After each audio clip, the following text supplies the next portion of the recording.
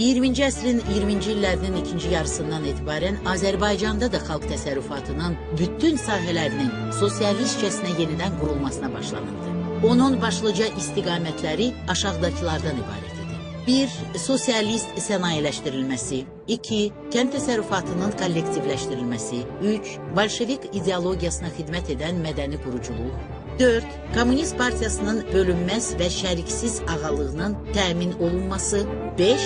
Planlaşmada və idarəçilikdə sərt mərkəzləşmə. 1925-ci ilin dekabrında ölkənin sosialist sənayeləşdirilməsi xətti irəli sürüldü. Rusiyadan fərqli olaraq Azərbaycanda sənayeləşdirmə özünə məxsus yolla aparılırdı. Əgər Rusiyada sənayeləşdirmədə üstünlük daha çox ağır sənayeyə, maşın qayırmaya və hərbi sənayeyə verilirdisə, müstəmləkə vəziyyətində olan Azərbaycanda əsas üstünlük neft sənayesinin inkişafına və elektrik enerjisi istehsalına yönəlmişdi. Yüngül sənaye müəssisələrinin və ilkin xammal emalı, pambıq təmizləmə, ipəkçilik və başqa obyektlərinin yaradılması da Azərbaycanda sənayeləşdirmənin tərkib hissələrindən idi. Sənayeləşdirmə xalqın, xüsusən o zaman əhalinin əksəriyyətini təşkil edən kəndlilərin istismarı, ağır vergilər qoymaq, müsadirələr, sənayeləşdirmə istiqrazları yolu ilə toplanan kapital hesabına aparılırdı. Tezliklə sənayeləşdirmədə ciddi nailiyyətlər əldə edildi. Sənayeləşdirmənin qısa müddətli uğurlarının başlıca səbəblərindən biri zəhmətkeş xalqın, xüsusən fəhlələrin böyük ruh yüksəkliyi ilə bu işə qoşulması idi. Onları çox ağır şəraitdə, ac-yalavac, savadın, texnikanın olmadığı şəraitdə quru əllə tikirdilər. Bu, əsl qəhrəmanlıq idi. Sənayeləşdirmə kəndlinin istismar edilməsini və var-yoxdan çıxmasını daha da gücləndirirdi.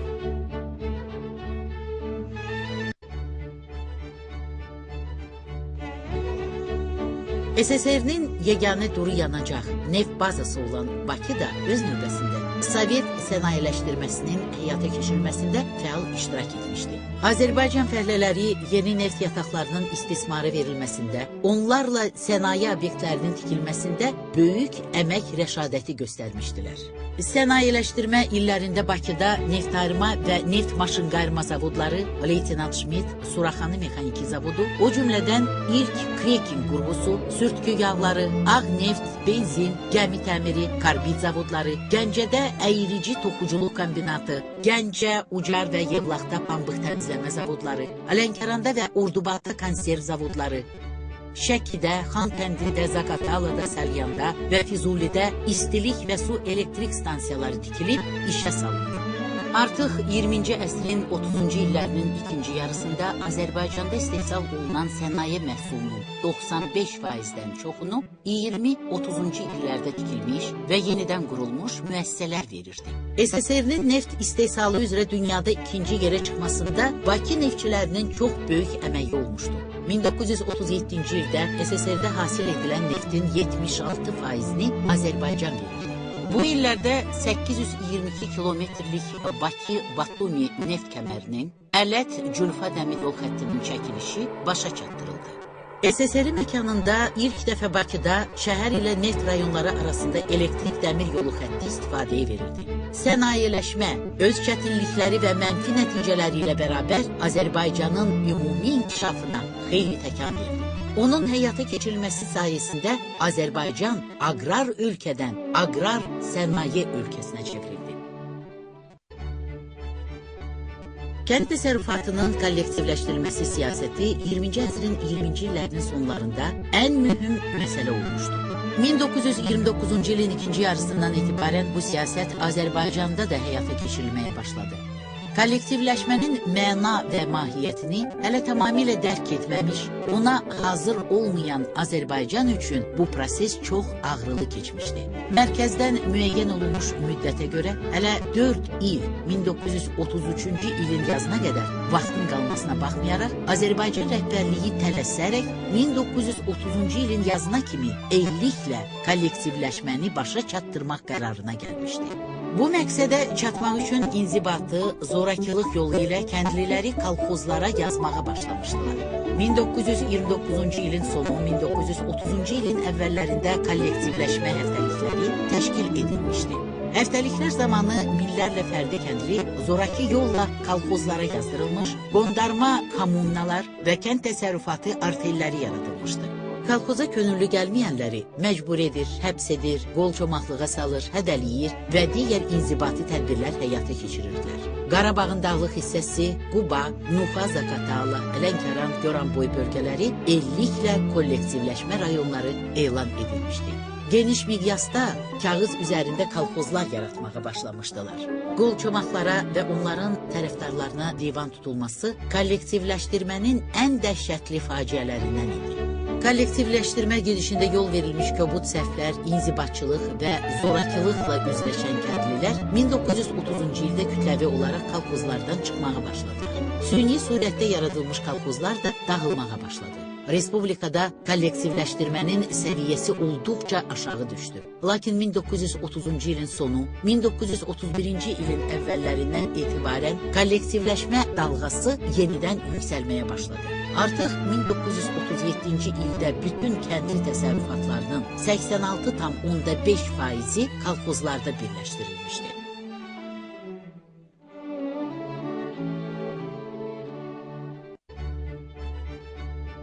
Kolxoz quruculuğunda yol verilən əyintilər və səhvlər, zorakılıq və inzibatçılıq, qolçomaqlara, varlı və ortabab kəndlilərə qarşı çevrilmiş kobud, qeyri-insani tədbirlər kəndlilərin kütləvi narazılıqlarına səbəb olurdu.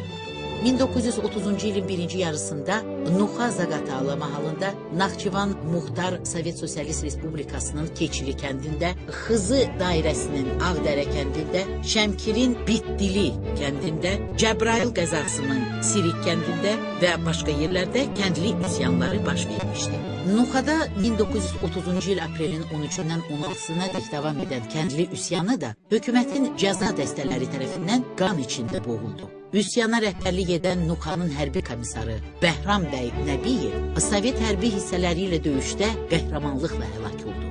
Ermənistan SSR-də isə bu proses tamamilə başqa məcrada gedirdi. Daşnaq bolşeviklərdən ibarət Ermənistan rəhbərliyi kollektivləşmədən Azərbaycan türklərinə qarşı bir repressiya vasitəsi kimi istifadə edir, nüfuzlu, sözü keçən el ağsaqqallarına divan tuturdu. Bu cür siyasət 1931-ci ildə Vedibasar bölgəsində Kərbəlayı İsmailin, Göyçə bölgəsində isə Qaçaq Cəmilin başçılığı ilə güclü xalq hərəkatının başlanmasına səbəb oldu. Təkcə 1931-ci ildə kollektivləşdirməyə qarşı çıxan 132 qaçaq dəstəsi fəaliyyət göstərmişdi. Kollektivləşmənin 4 ilində ona qarşı 400-dən çox silahlı qaçaq dəstəsi mübarizə aparmışdı. Kolxoz quruluşunun sosial-iqtisadi cəhətdən də qüsurları var idi. Əvvəla, o, sanki çarizmin ənənəvi təhkimçilik qayda-qanunlarının bərpası demək idi. Belə ki, 1950-ci illərin sonuna kimi pasportu olmayan kolxozçu icazəsiz mənsub olduğu kolxozun hüdudlarından kənarı gedə bilməzdi və ya istədiyi təsərrüfata keçmək hüququ da yox idi. İkinci, kolxozlar sanki əmək düşərgələrini xatırladırdı. Kolxoz quruluşu, kolxoz üzvlərinin maddi marağını məhv edən, insan şəxsiyyətini alçaldan sosial-iqtisadi və inzibati sistem idi. Sovet rejimi yarandığı vaxtdan diktatura tipli quruluş olmuşdu. Təsadüfi deyildi ki, o, proletariat diktaturası adlandırılır. Bolşevizmin ideyaları və fəaliyyəti əsasında meydana gələn bu rejim zaman-zaman onun əsrinə çevrilmişdi. 20-ci əsrin 20-ci illərinin əvvəllərində mövcud olan az-çox demokratik ab-hava getdikcə yox olmağa başladı. Planlaşma və idarəçilikdə sərt mərkəzləşmə prinsipinə keçildi. Sovet orqanları və digər ictimai qurumlar partiya iradəsinin icraçıları oldular. Komünist Partiyası artıq cəmiyyətin əvəz edilməz rəhbərinə, ilham vericisi və təşkilatçısına çevrildi. Ölkədə qanunlar deyil, partiya qərarları işləyirdi.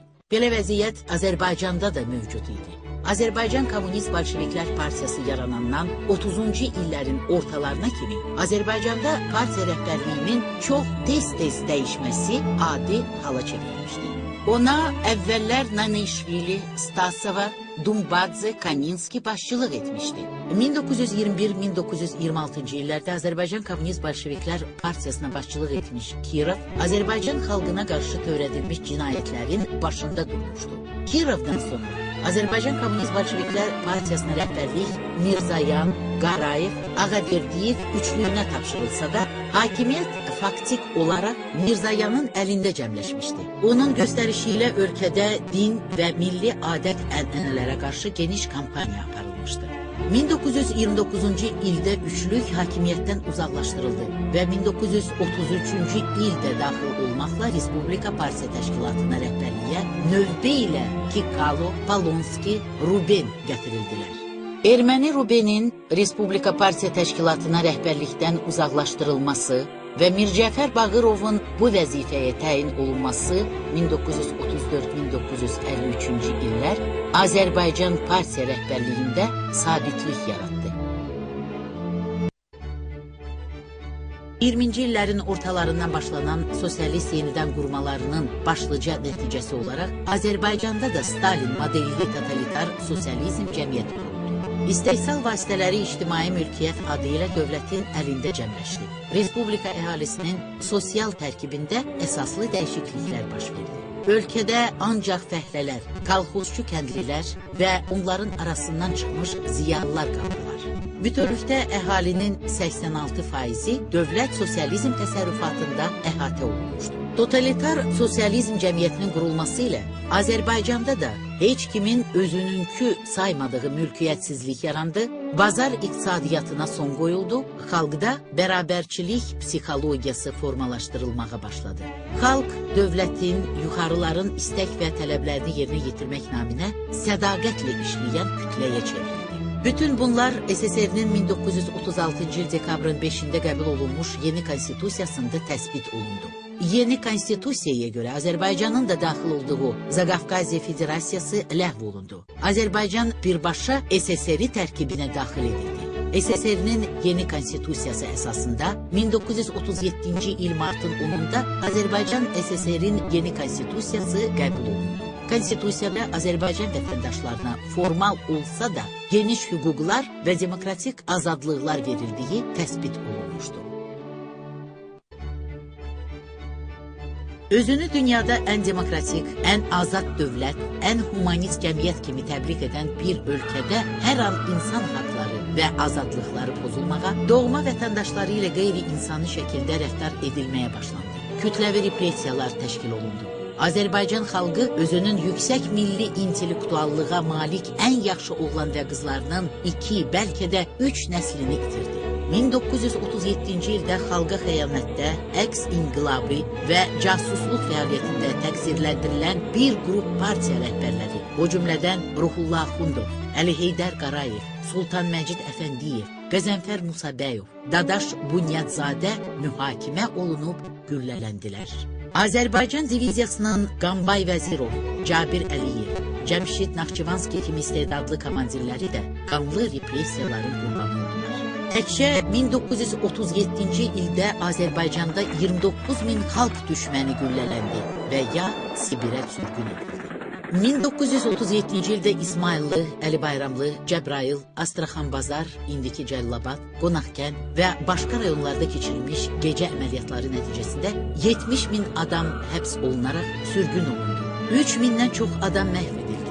1937-1938-ci illərdə Azərbaycanın məşhur ziyalılarından Hüseyn Cavid, Mikayıl Müşfiq, Əli Nəzmi, Əhməd Cavad, Tağı Şahbazi, Salman Mümtaz, Seyid Hüseyn, Böyüyağa Talıblı, Hacı Kərim Sanıllı, Əli Razi, Bəkir Çobanzadə, Abbas Mirzə Şərifzadə, Ülvi Rəcəb və minlərlə başqaları repressiya qurbanları oldular. Kütləvi repressiyaların təşkilində türklərin genetik düşmənləri olan ermənilər, xüsusən daxili işlər orqanlarında rəhbər vəzifə tutan Sumbatov, Tapuridze, Qriqoryan, Markaryan, Yemiryanov, Barşov və başqaları mühüm rol oynamışdılar. Bu illərdə repressiyanın tuğyan etdiyi Azərbaycanın 51 rayonundan 31-nin Xalq Daxili İşlər Komissarlığının rayon şöbələrinin rəisləri erməni millətindən olanlar idi. 1938-1940-cı illərdə Azərbaycan üçün çox dəhşətli nəticələrə gətirən hadisələrdən biri də vaxtilə kəsibkarlıq üçün Azərbaycanın cənub hissəsindən baş götürüb şimala gələn soydaşlarımızın zorla deportasiya olunması idi. Deportasiya olunanlar İranda da yaxşı qarşılanmamışdılar. 20-ci əsrin 20-30-cu illərində minlərlə adam siyasi motivlər üzündən xaricə getməyə məcbur olmuşdu. Onların əksəriyyəti 1920-ci il aprel işğalından sonra dəhşətli kollektivləşmə illəri və 1937-1940-cı illərdəki kütləvi repressiyalar zamanı xaricə pənah aparmışdılar. Hələ 1919-cu ildə başda Topçubaşov olmaqla Paris Sülh Konfransına göndərilmiş Azərbaycan nümayəndə heyətinin üzvləri Mir Yaqub Mehdiyev, Hacıbəyli, Məhəmməd Məhərrəmov, Əkbərağa Şeyxülislamov, Abbas Atamalıbəyov Avropada qalmışdılar. Təqribi hesablamalara görə 2-ci Dünya müharibəsi başlayana kimi müəyyən vaxtlarda Azərbaycandan 50 mindən çox siyasi mühacir olmuşdu. Bu mühacirlərdən çoxu Türkiyədə məskunlaşmışdı. Rəsulzadə bura gəldikdən sonra Azərbaycan siyasi mühacirətinin təşkilatlanması və fəaliyyəti güclənmişdi. Onun təşəbbüsü ilə 1923-cü ilin əvvəllərində Musavat Partiyasının xarici bürosu yaradılmışdı. Onun işində Xəlil bəy Xasməmmədov və Mirzə Sadıq Axundzadə fəal iştirak etmişdilər. Rəsulzadə bütün siyasi mühacirləri birləşdirmək məqsədi ilə 1924-cü ildə İstanbulda gizli fəaliyyət göstərən Azərbaycan Milli Mərkəzini yaratmışdı. Mərkəzin sədri Rəsulzadə seçilmişdi. Azərbaycan mühacirləri Avropada fəaliyyət göstərmək məqsədi ilə 1924-cü ildə Azərbaycan İstiqlal Komitəsi təşkilatını yaratmışdılar. Azərbaycan siyasi mühacirləri müstəqillik ideyalarını təbliğ etmək, yaymaq üçün müxtəlif vaxtlarda Yeni Qafqaziya 1927, Azəri Türk 1928, Odlu Yurt 1929-1931, Azərbaycan Yurt Bilgisi məcmuələrini dərc etdirmişdilər. Onların başlıca amalı Azərbaycanın müstəqilliyini bərpa etmək, vahid müstəqil Azərbaycan yaratmaq idi. Sovet cəmiyyətinin yaradılmasında təhsil mühüm yer tuturdu.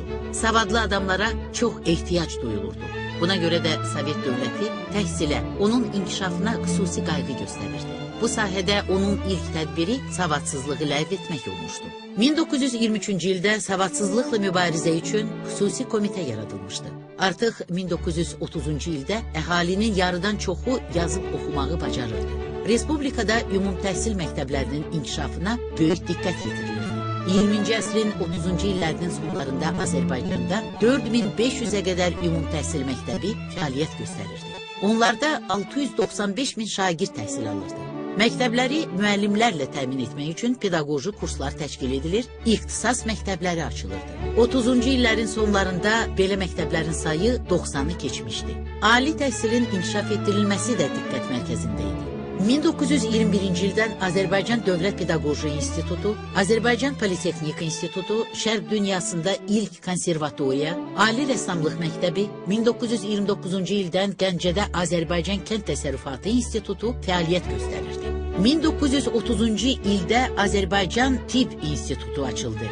Politexnika İnstitutu Neft İnstitutuna çevrildi. 1934-cü ildə Sənaye İnstitutu və Xalq Təsərrüfatı İnstitutu yaradıldı.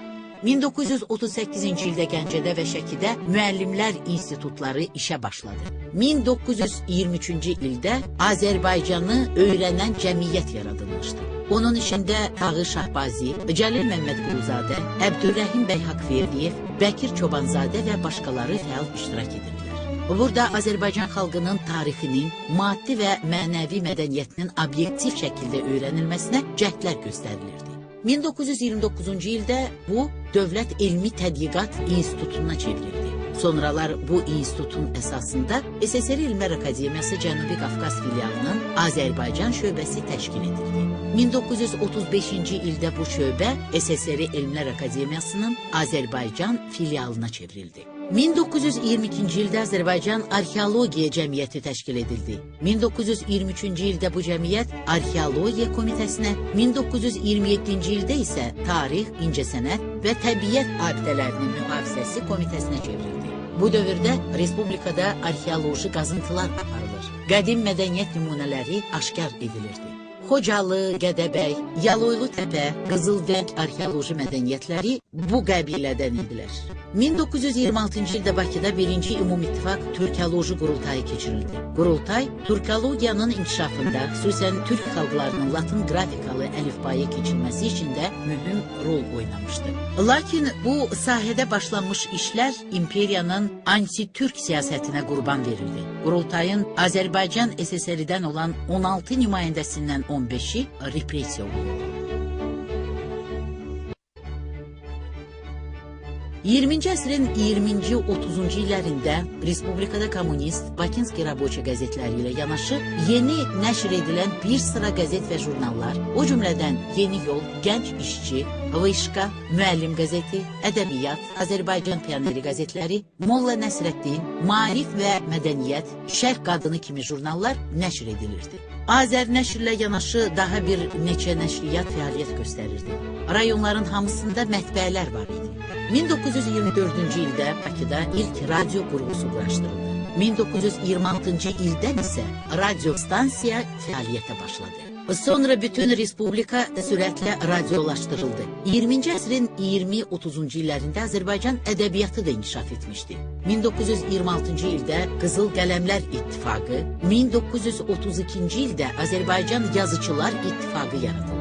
Bu illərdə Hüseyn Cavid, Əhməd Cavad, Cəlil Məmmədquluzadə, Yusif Vəzir Çəmənzəminli, Seyid Hüseyn, Məmməd Səid Ordubadi və başqaları ilə yanaşı ədəbiyyata Səməd Vurğun, Süleyman Rüstəm, Mikail Müşfiq, Rəsul Rza, Mehdi Hüseyn, Süleyman Rəhimov, Mircəlal Paşayev və sair gənclər gəlmişdi.